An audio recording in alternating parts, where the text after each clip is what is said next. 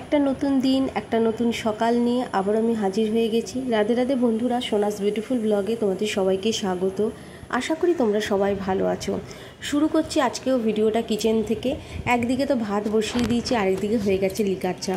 বন্ধুরা, আমি লিকার চা এত কড়া করে খাই না। আমার হাজব্যান্ড কড়া করে একটু লিকার চা ভালোবাসে, আর আমি লিকার চাটা খাই একটু হালকা করে। তাই আজকে লিকার চাটা যখন করার পর আমার আজকে খেতে ইচ্ছা করছে না, কারণ আমি তো এত ডার্ক লিকার চা খাই না, আমি একদম হালকা লিকার চা খাই। চা খাওয়ার পর্ব শেষ করে চলে এলাম কিচেনে আবারও, কারণ আজকে ভাজা মুগ ডাল রান্না করব কাঁঠাল বীজ দিয়ে, করব কচু শাক, আর তার সাথে করব আলু ভাজা। তাই একটু মুগ ডালটা শুকনো খোলে ভেজে নিচ্ছি, আর ভেজে নিয়ে মুগ ডালটা বসিয়ে দিয়েছি।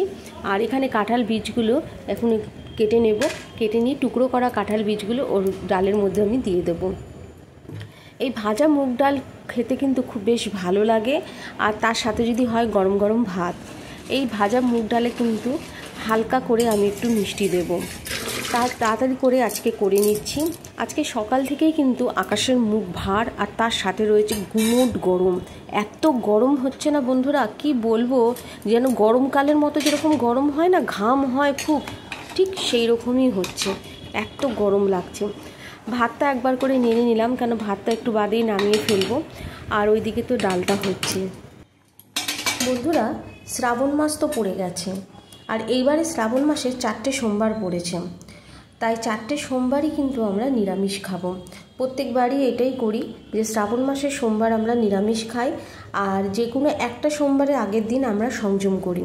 তাই বন্ধুরা, আজকে তো শনিবার এমনিতেই নিরামিষ হয়, রবিবারে সংযম করব, সোমবার দিন বাবার মাথায় জল ঢালবো, আবার মঙ্গলবার দিন যেহেতু হনুমানজির পুজো করি সেই দিনও আমরা নিরামিষ খাই। তাই পরপর 4 দিন আমাদের নিরামিষ। তাই বাড়তি করে কোনো বাজার আর করা হয়নি। যেহেতু সংযম হবে, তাই একবেলা লুচি পরোটা তরকারি দিয়ে আরেকবেলা কিন্তু ওই সেদ্ধ করে ভাত খেতে হবে। তো বন্ধুরা, সেই জন্য আমরা কোনো বাড়তি সবজি কিনে আনিনি, এটাই আজকে রান্না হবে। আর দুপুরবেলাতে এই খাওয়া দাওয়া, রাত্রেবেলাও এটাই থাকবে। আর বিকেলবেলা তো আমি বেরিয়ে যাব, ওই বাড়িতে চলে যাব, ওর হাটবার, ও তো রাত্রিরেই হাটে বেরিয়ে যাবে। আর আমি এই বাড়িতে ফ্ল্যাটে থাকি না, ওই বাড়িতে চলে যাব। তোমাদের সাথে কথা বলতে বলতে ডালটা সেদ্ধ হয়ে গেল, আর এদিকে আমি ডালটা সোমবারও দিয়ে দিলাম।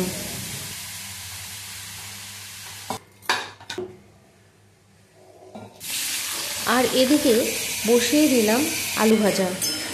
আলু ভাজাটা হয়ে গেলে কচু শাক সিদ্ধ করে বসিয়ে দেব। আজকে টিফিনে ছাতু মুড়ি কলা খেয়েছি, তাই আমি ওই সময় আর ভিডিও করিনি। এদিকে কচু শাকও হয়ে আসছে, আর ও টিফিন গাড়িতে আমি খাবারগুলো বেরিয়ে দিয়েছি, কারণ দুপুরবেলা ও ঘরে গিয়ে খেয়ে নেবে। আর কচু শাকটা হয়ে গেলেই আমার রান্না কমপ্লিট হয়ে যায় বন্ধুরা। আর এদিকে তো বৃষ্টি, মুষলধারে বৃষ্টি শুরুই হয়ে গেছে, সকাল থেকে গুমোট গরম অন্ধকার হয়ে গেছিলো। আর এই দেখো বন্ধুরা, বাতাবি লেবু কিন্তু আমার ভীষণ প্রিয়। সে টক হোক, মিষ্টি হোক, বা টক মিষ্টি না হলেও হয় না, এক এক সময় এক একটা ফল কোনো টকও না মিষ্টি না থাকে, তা হলেও আমার বাতাবি লেবু প্রিয়। ওকে টিফিনেরটা সব কিছু বেড়ে দিলাম, দুপুরের খাবারেরটা সে ও নিয়ে ওই বাড়িতে চলে গেল। দেখো বন্ধুরা, বৃষ্টি হচ্ছে, আর কচু শাক কেটেছি বলে আমার হাতের আঙুলগুলো কালো কালো হয়ে গেছে। তাতে কোনো অসুবিধা নেই, তেঁতুল বা লেবু দিলেই এই কচু শাকের এই কালো দাগটা উঠে যায়। তাই তাড়াতাড়ি করে এখানে ওভেনটা পরিষ্কার করে নিয়ে আমি বাসনগুলো আগে মেজে নিচ্ছি, আর একটু জল খেয়ে নিচ্ছি বন্ধুরা, জল তেষ্টাও পাচ্ছে। আজকে বন্ধুরা তোমাদেরকে একটা গাছ দেখাবো। যারা আমার ব্লগ চ্যানেল সাবস্ক্রাইব করেছো, বা যারা আমার ব্লগের চ্যানেল দেখো, তারা হয়তো আমার ঠাকুরের ওইদিকে একটা দেখবে একটা গাছ রাখা রয়েছে। গাছটা অনলাইনে কেনা, কিন্তু গাছটা আমি কিনিনি, আমার বোনজি কিনেছে। ওটা জেট প্ল্যান্ট, তা ওইটা ঘরে মানে ইনডোর প্ল্যান্ট ওইটা। তাই ওইটা রয়েছে, ওইটাকে আমি দেখাবো। গাছটা একটু ছোট ছিল, তা এখন গাছটা একটু বড় হয়েছে। কেন মাঝে মধ্যে আমি জানালার কাছে গাছটা দিই, টব শুদ্ধই কেনা হয়েছে অনলাইন থেকে। তা মাঝে মধ্যে জানালার কাছে গাছটা দিই, রোদটাও পায় আর বৃষ্টির জলটাও পায়। কি বলো তো, বর্ষাকালে না বলে না সব ঋতুতেই গাছের সব কিছু, যেমন মানুষের সব কিছু প্রয়োজন সব ঋতুর, আবার তেমনি সব ঋতুর কিন্তু গাছের ক্ষেত্রেও সেম। তা বৃষ্টির সময় বৃষ্টির জলটাও কিন্তু গাছের ক্ষেত্রেও দরকার, সেটা ইনডোর প্ল্যান্ট হোক আর আউটডোর প্ল্যান্ট হোক। তাই বন্ধুরা, ওইটা আমি একটু জানলার কাছে রাখি, ওইটা তোমাদেরকে আমি দেখাবো পরে। এইদিকে কাজকর্ম সেরে আমি এই সব ওভেনের এগুলো যে মাজাঘষি করা হয়ে গেছে এগুলোও আমি সব জায়গা মতো বসিয়ে দিলাম। আর একটু চা করব বলে গ্যাসটা অন করে নিলাম। আর আজকে বন্ধুরা আমার সকাল সকাল স্নানও হয়ে গেছে। ঘুম থেকে উঠে আগে ঘর বারান্দা মুছে আগে স্নানটা করে নিয়েছি। স্নান করে ঠাকুরের নাম নিয়ে আমি এখানে চলে এসেছি।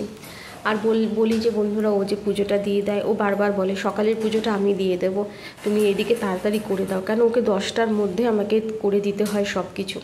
রান্নাঘরে কাজ সেরে চাটা করা হয়ে গেল, এইটা নিয়ে রান্নাঘরে লাইটটা অফ করে দিলাম বন্ধুরা। এখন আমি যাব ওই ঘরে। জানালার কাজটা বন্ধ করে দিয়েছিলাম, এক সাইডটা খালি একটু খোলা রেখেছিলাম, কিন্তু দেখছি যে বৃষ্টির ছাট হচ্ছিল বলে আমি বন্ধ করে দিয়েছি। এখন জানালার কাজটা একটু খুলে দিলাম, হাত দিয়ে দেখলাম না বৃষ্টির ছাটটা সেরকম নেই, মানে এইদিকে আর আসছে না।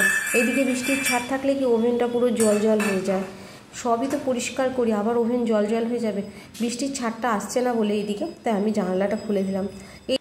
আজকে বন্ধুরা অনেক কিছু কাচাকুচি করেছি, বিছানার চাদর, তোষকের ওষার, বালিশের কভার, 5 বালিশের কভার, অনেক কিছু জামা কাপড় অনেক কিছু কাচাকুচি করা হয়েছে।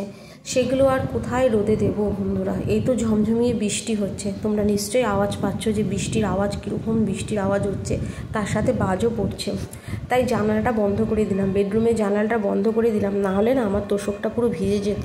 এমন বৃষ্টির ছাড়টা আবার এই দিক দিয়ে আসছে, এত বৃষ্টি হচ্ছে বাইরে জামা কাপড় আর মেলতে পারলাম কোথায়, বারান্দাটাও জলে জল হয়ে গেল।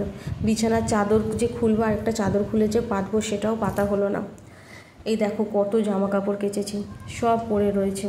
আজকে তো বিকেলে বেরিয়ে যাব, জামা কাপড় বাইরে মেলবো যে বারান্দায় মেলে দিয়ে যে যাব, কিন্তু হলে কি হবে বন্ধুরা, বৃষ্টির ছাটেতে তো সে আবার ভিজবে, ওই জন্য আজকাল এগুলো মেলবো না, এগুলো এখানেই থাকবে। এই দেখো জানালা দিয়েও দেখাচ্ছি কীরকম বৃষ্টি হচ্ছে, বাজ পড়ছে রীতিমতো বন্ধুরা, বাজ পড়ে পড়ে বৃষ্টি হচ্ছে। যখনই বাজ পড়ে আমি টিভিটা বন্ধ করে দিই, আবার যখন বাজ পড়া বন্ধ হয়ে গেছিলো তখন আবার একটু টিভিটা চালিয়েছি, টিভিটা খুলে একটু দেখো, চা খেতে খেতে যতটুকুনি টিভি দেখা যায়।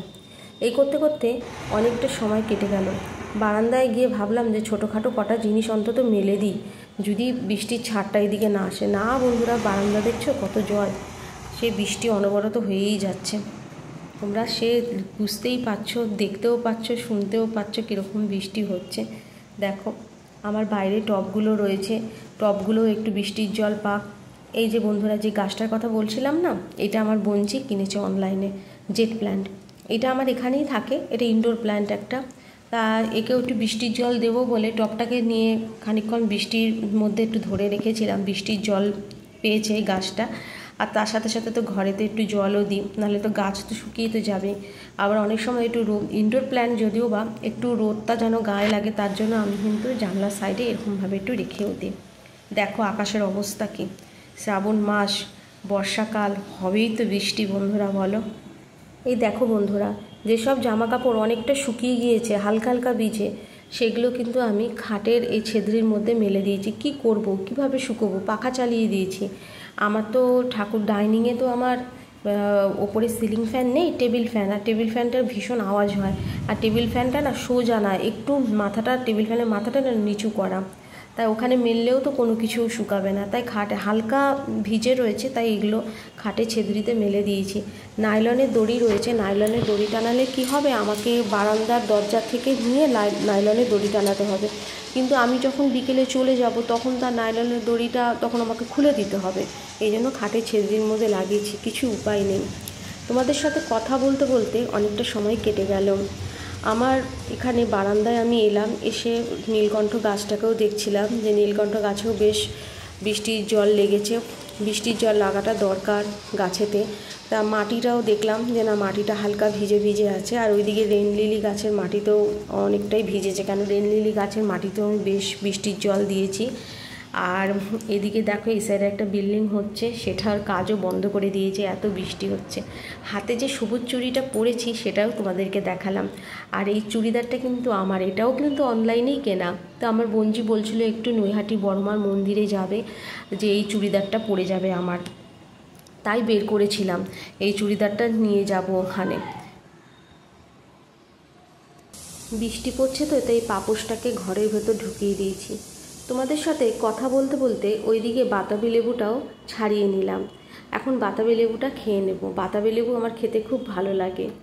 দেখো জেট প্ল্যান্টের পাতাগুলো একটু ভারী ভারী হয়, আর দেখতে না অনেকটা ওই যে ওই শাক হয় না, মেথি শাকের মতো অনেকটা দেখতে লাগে পাতাগুলোকে। আর পাতাগুলো না একটু মোটা মোটা হয়। আর দেখো ঘুরিয়ে আমি দেখাচ্ছি গাছটা। তোমাদের কাদের কাদের ঘরে জেট প্ল্যান্ট আছে অবশ্যই কমেন্টস করে জানাবে। দেখো পুরোটা ঘুরিয়ে দেখালাম। তো বন্ধুরা, আজকের ভিডিওটা কেমন লাগলো অবশ্যই জানিও।